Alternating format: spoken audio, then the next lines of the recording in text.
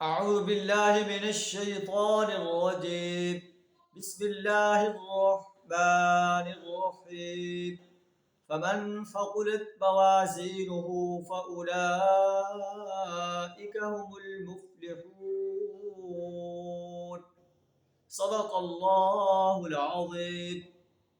یوم حساب کا منظر بیان کیا جا رہا ہے.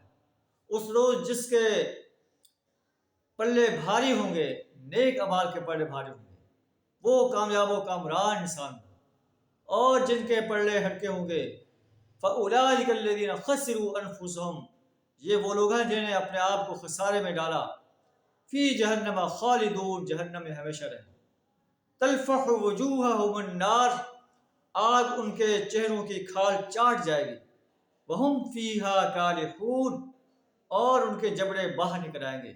انہیں کہا جائے گا کیا میری آیات تم پر تلاوت نہیں کی جاتی تھی اور تم ان کی تکذیب کرتے تھے؟ وہ کہیں گے ربنا غلبت علینا شقوتنا، اے ہمارے رب ہماری بدبختی ہم پر غالب آ گئی. وَكُنَّا قَوْمًا غَالِّينَ، اور باقی ہم گمراہ لوگ تھے. ربنا اخرجنا منہا، اے ہمارے رب ہمیں یہاں سے نکال دے. فَإِنْ عُدْنَا فَإِنَّا ظَالِمُونَ، اگر ہم دوبارہ ایسا قصور کریں تو ہم ظالم ہوں گے. اللہ فرمائے گا اکسؤ فیہا، میرے سامنے سے پرے ہٹ جاؤ. ولا تکلمون، اور مجھ سے کلام نہ کرو. یہ ایک منظر ہے یوم حساب کا.